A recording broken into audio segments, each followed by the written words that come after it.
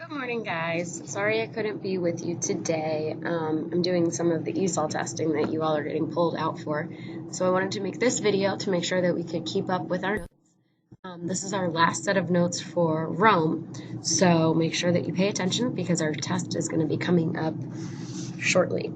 Okay, so right now we're going to talk about contributions from Rome, which means things that the United States has copied from Rome. So think about things that we might have taken from them, good ideas that we had, okay? Make sure you have your notes ready that say 5I, up in the corner.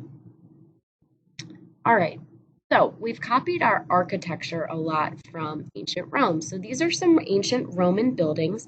Remember the Colosseum here, where gladiators would fight, and those gladiators were usually criminals and Christians that we learned about last time. They would fight here in the Colosseum. The Pantheon was a place where the Senate would make make laws. And then we have the Forum where assemblies would get together to discuss the government. So on your paper, you're going to write down you're going to write the names of these buildings: Pantheon, Colosseum, and Forum, okay? So you can pause this video if you need a minute to write that down.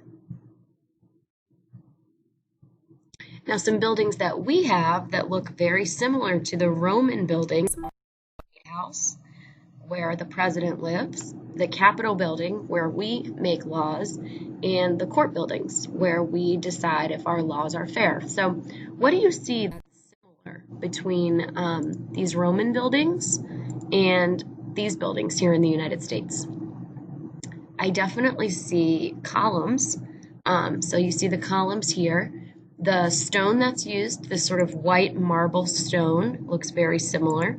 Okay, so we copied that architecture from ancient Rome. It's very strong and it lasts for a long time. So on your paper, when you're writing down you're going to write down the court buildings, the White House, and the Capitol building. Okay? All right. So we've also copied some of our technology from ancient Rome. The ancient Romans invented something called aqueducts.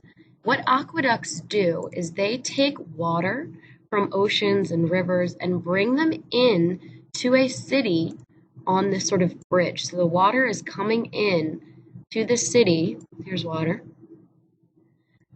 through this sort of pipe aqueduct. We have that same sort of thing in the United States that carries water to our homes. Okay? The ancient Romans also had very good advanced road systems. We obviously have roads in the United States.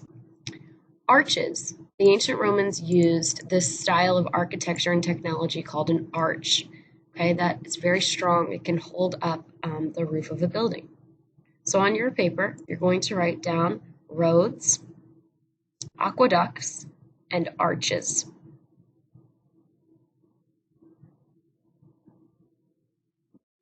All right, some other things that we copied from the ancient Romans in the area of science is achievements in astronomy.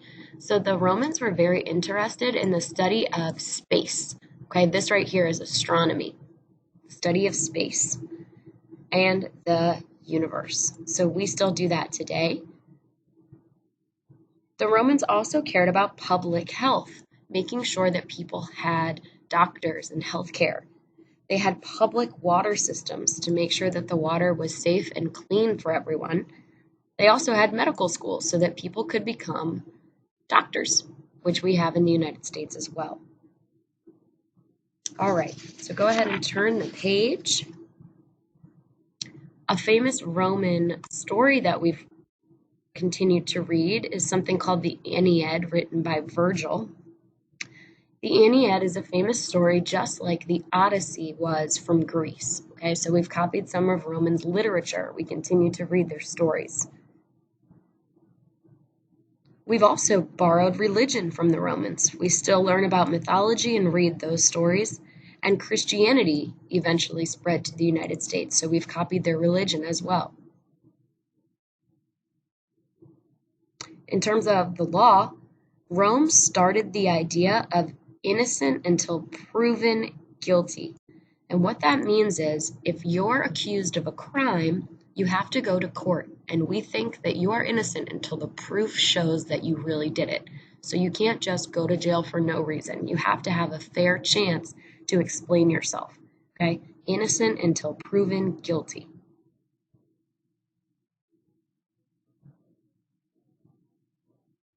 Language is something that many folks have copied from ancient Rome.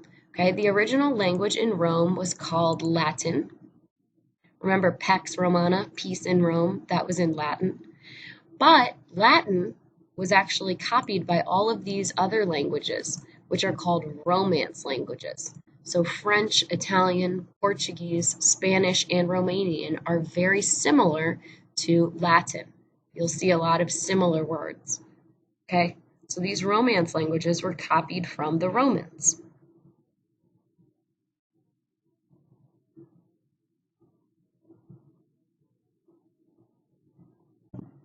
All right, so now that we've talked about contributions, we're going to continue to talk about the Roman Empire. What happened? There are some problems in the empire after the Punic Wars when Rome got all that land, and now with the spread of Christianity. Okay, so Rome is actually going to fall apart. Sad face. So, some problems in the Roman Empire. As we talked about before, the Roman Empire was so big that it was hard to control. Look at all this red area after the Punic Wars. It's very difficult to control such a big space. So Rome had to spend too much money on the military to be able to defend this huge amount of space. So they started running out of money. And the army was so big that it was hard to control, and they started losing battles. And losing battles means that you're losing land. Okay? The people were very angry that Rome was out of control, that they were losing wars. People were getting very upset, and they didn't trust the government. They stopped listening to the rules. They didn't respect the government anymore.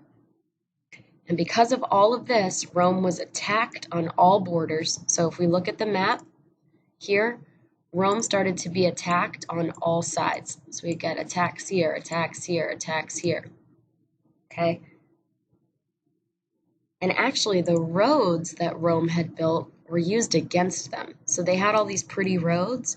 Well, the enemy used those roads and drove right in to attack Rome. So we see the empire falling apart.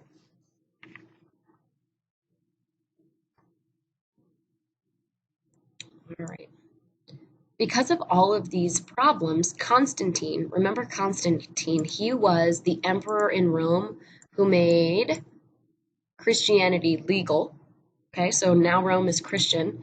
So Constantine, the emperor, moved the capital city from Rome to Byzantium.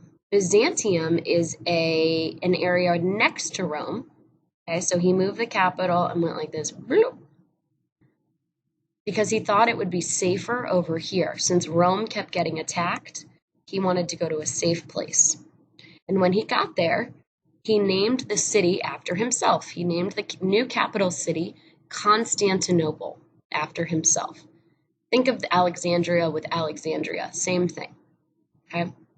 So now Constantine is over here in this area trying to stay safe, and we have the old Roman Empire over here. So we've separated into two separate areas. We have old Rome here and new Rome here. So this is going to be called the Western Roman Empire, and this new area is going to be called the Eastern Roman Empire. So we've split into two. All right. So the western part of the Roman Empire, the part that was under all this attack, eventually lost its emperor and all control and totally lost itself. But the Eastern Roman Empire, where Constantine was, continued on with a new name of the Byzantine Empire.